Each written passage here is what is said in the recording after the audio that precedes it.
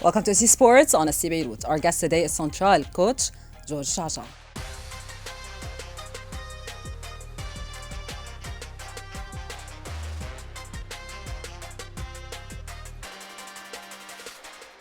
George, welcome to the show. Thank you. Thank you. How's Hi. the break been so far? It's been nice. It's been nice. Working out on and off, and we've been enjoying with the management celebrations, having fun. So it was okay. It has been a good season so far for you. I mean, despite everything that happened, the war, the league suspension, the roster changes, you still managed to achieve your main goal, which is making it to the Final Four. What would you say was the biggest factor in achieving that? First of all, I think it was an okay season. Mm-hmm. We started really well. We dropped. We ended up the sixth. So that was a bit setback, like they say it. But I'm proud we finished the fourth. We got to the Final Four. I believe the biggest is the alignment between management, coaching staff, and players. And I always say this, you cannot achieve a target without a winning mentality that comes first from the management. Mm-hmm. So this is a big congratulations for my management. I want to say it now, for Per Eli and for the others, but mainly for a guy called Nicolas. I never spoke about him in the media. So I called him the guy of the Final Four. Mm-hmm. Now, since qualifying for the Final Four, you brought in Karim Azzaddin. He's probably the most experienced player joining this very young squad. How did that deal happen? We needed someone to complete the puzzle in the team because, we're short-handed a bit with the players. So we needed someone who fit in the program, who fit in the character of Central, which is tall lineup, athletic lineup. And we spoke with some players before, but at the end we came back to Karim. He had an injury. So we spoke with him. He's in Portugal getting treated. So he's good. And he fit our team. He's hungry to come play in Lebanon. We're hungry to go to the Final Four and we need the players. So mutual agreement. So are we going to see him with Central next season? Depending on the performance in the Final Four. Mm-hmm. Yes. And now he wasn't called up for the national team. Is he out of shape? No, he's not out of shape. I believe he wasn't called because he didn't play all the season in Japan. He played a couple of games. His last game, I believe, it was in February. And usually you have only, for now, Coach Ahmad has 1 week to prepare, right? So he said something yesterday or 2 days ago that all the team is ready physically. And that's something, it's very good because now they can push only in technicalities. Mm-hmm. So I believe they think that Karim is out of shape because he didn't play. And definitely, if you didn't play that many games, you're not going to be in top shape like the others. But now we have 2 weeks to prepare. So I can bring him, we can have our friendly games, we can prepare together. And I only need 80% from Karim. If you can give me 80-90%, that's good. Mm-hmm. Coach, I know how competitive you are. So what's next? Is the goal bigger now? Look, we have to be realistic. Okay, you can always put on the table the budgets, you can always put the history, you can always put the fans, you can always put all of those. But people make fun of me when I always say 50-50. Because in my head, I always prepare. And in my head, I know my players. And in my head, when we went to play Riyadh and Manara, we were going to win there. And people were saying, you're crazy. Okay, you won against NSA, you won against, Haraj, now you want to compete against Riyadh. And we went there and we competed. And then they said, okay, it was a lucky game. Then we beat Sagesse at our home court. And then we faced Riyadh in Central, and it was a tough game as well. So for me, when I say 50-50, it's because I trust my preparation and I trust my players. If someone has a problem with that, that's not my problem. So for me, I'm going to suggest to prove that we're a good team, to prove that we can play very good basketball, and if we can steal the series, that would be great. You know what I mean? Because target is achieved for the management and for everyone, but for us, we want to go all the way to try to win the championship. If we don't think like that, we don't deserve to be in the Final Four, to be honest. So you think you can beat Sagesse again? Yes, I believe we can. It's very hard, very, very hard. I'm going to be very honest. It's very hard, but it's doable. Definitely, it's doable. Anytime, it's doable. But now the story is different. They've got 3 new imports, high caliber players. Ali Mizher also joined the team. You still think it's a 50-50 series? No, it's not a 50-50 series. Of course, it's not a 50-50 series, but we like to think like that. So me and my players, we like to think that it's a 50-50. Let's not look at the budget. Let's not look at who they recruited, like you're saying now. Let's not look at that. Let's look at ourselves and try to believe in what we're putting together as a plan and as everything. And my players are always involved in my plan. That's something people don't understand. So if the plan didn't convince them enough, we don't put it. That's why I'm always confident that I can go and win, because I know that my players are on board, the coaching staff is on board, everybody's on board. So I don't think it's a 50-50 depending on the numbers, but we're going with full confidence there. Trust me. Are you still upgrading the roster? Are you going to get new imports? No new import. Karim Azzeddin, we were trying to bring back Gus Salem from the States. I don't think it's going to work.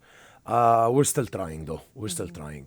But what would you say is the biggest disadvantage Central has in that final 4 series against Sagesse? Rotation, definitely. And second, even though we have beautiful atmosphere at Central, you don't have the Ghazir fans. So I believe this can weigh in some of the games. Coach, a few weeks ago, rumors circulated about Jihad Al-Khatib leaving Central for Riyadi. Where did that come from? Was there even a discussion or a conversation about that? Look, honestly, we woke up seeing the news. Jihad, he denied it. And Jihad is signing with Central for the next 2 years. So I don't know how this is possible. He's with us for the next 2 years. I still make jokes with him about it. So what do you say? Like, what do you tell him? Like, for example, we're speaking about next year or something. We say, Jihad is here. He might not be with us next year, you know. And when we speak about Riyadh, Jihad is here. Don't speak. So we just make jokes with him. How does he react to that? He just smiles. He's a nice kid, you know. He's like, Coach, no. And he wants to always, you know, like, Coach, no, it's not true. And he starts doing this, you know, funny thing. But no, I love Jihad. He's with us for the next 2 years. And I hope that he wants to stay with us. And I know he wants to stay with us because he's developing like crazy. We have a lot of work. We still have a lot of things to improve together. And I really hope he stays with us. So that's not an option, not even a loan deal, nothing? No. For us, for me, it's... I'm not sending him anywhere, no way. After the league resumed, Coach, as you just mentioned, some players from Central didn't come back, including Lucas Saleh and Ghassan Salim. Are they coming back for the Final Four? No, we're still trying with Ghassan. He had a break from his college. He signed with a college team.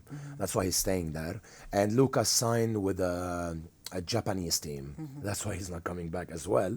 So no, I don't think they're coming back. He signed with the Japanese team for next season, right? Yes, for next season.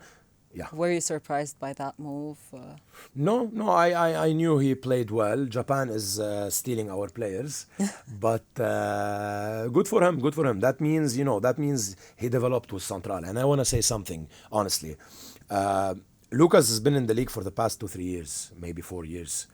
He never got a chance for the national team. Nobody saw him. This year he got a chance to go to the national team.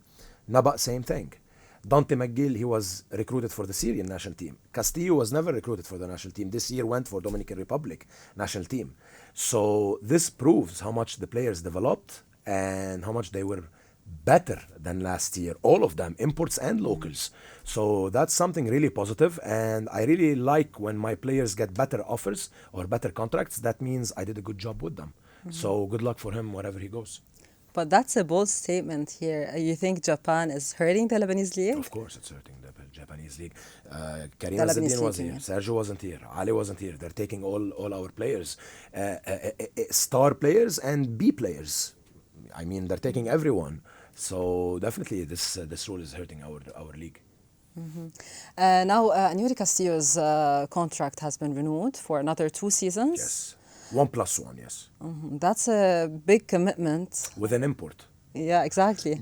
What went into that deal? Yes, because from the beginning of the season, I was trying to convince the management and the players that if we stop in some sense or in a certain way, if we stop looking at the team as imports and locals, I believe we can do something really good. So, for example, if Castillo got in a game 7 points, let's say 7 points, he played regular, but we won the game. Usually most of the management, they start panicking, right? It's an import, he scored only 7, the locals, they are the ones scoring the points, we're paying him a lot of money. This is not the case in Central.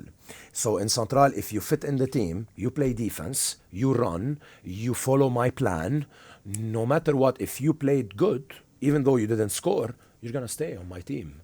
I'm not here to keep changing. I'm here for the long run. So you've already locked in Jihad and Anuri Castillo. Yes. Am I missing someone else? So far, these two. The rest, depending on the Final Four. We will see in the Final Four their performance. And before the Final Four, am I missing someone else? We were in discussion with Matthew and Naba. Okay. They didn't sign. We showed that we want you guys for the next year, but they didn't sign, and we're keeping it on hold until we finish the Final Four. Why didn't they sign yet? Like the contracts are ready, the discussion? No. We were just talking that, sorry, we want you guys. Yes, okay, so we were testing the waters, as I say, but I kept it on hold until we finish the Final Four.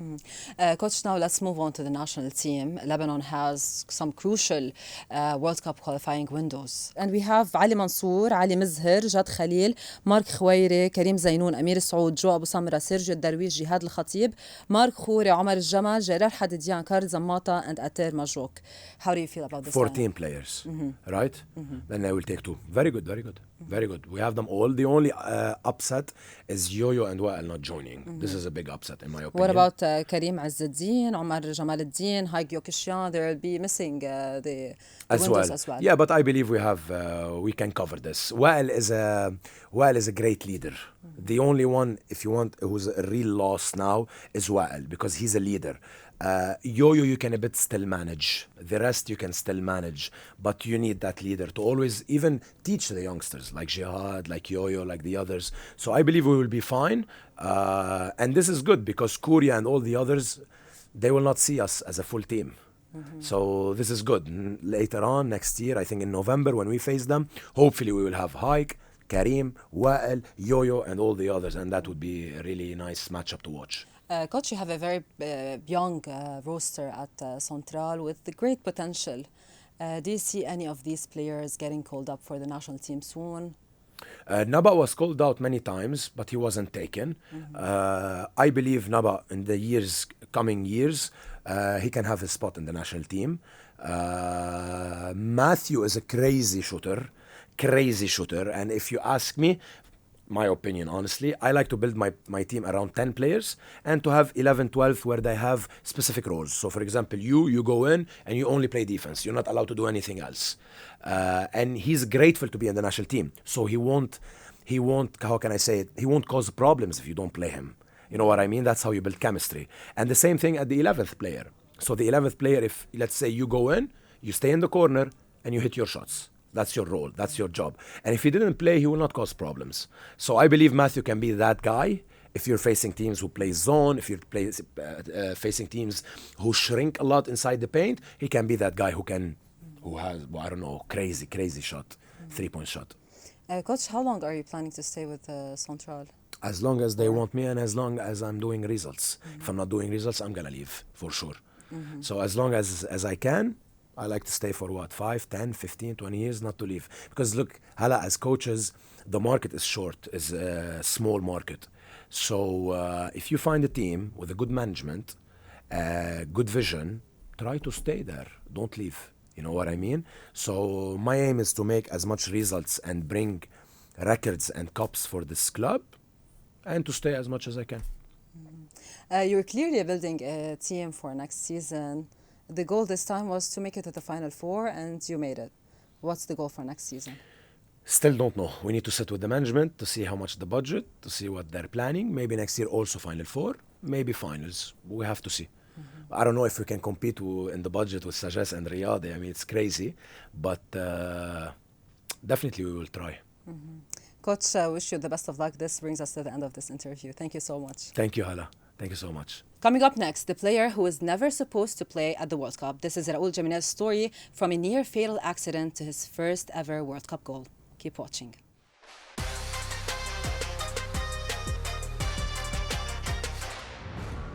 This Mexican player was not supposed to play in the World Cup. He's not even supposed to be playing football. Raúl Jiménez is Mexico's veteran forward and the scorer of the second goal in their FIFA World Cup 2026 opener, securing their first win against South Africa on home soil.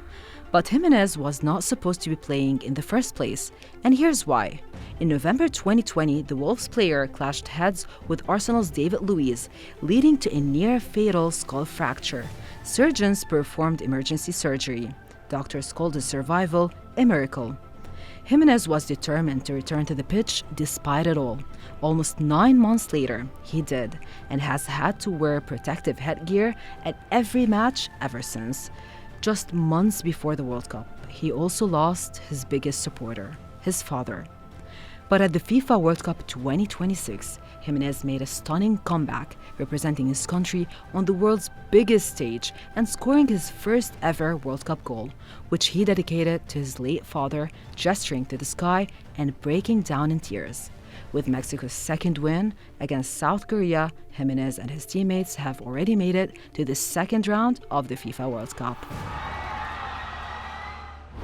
That's all for this episode of Ici Sports. Thanks for watching. Make sure to follow Ici Beyrouth on all our social media platforms and check out our website for more episodes.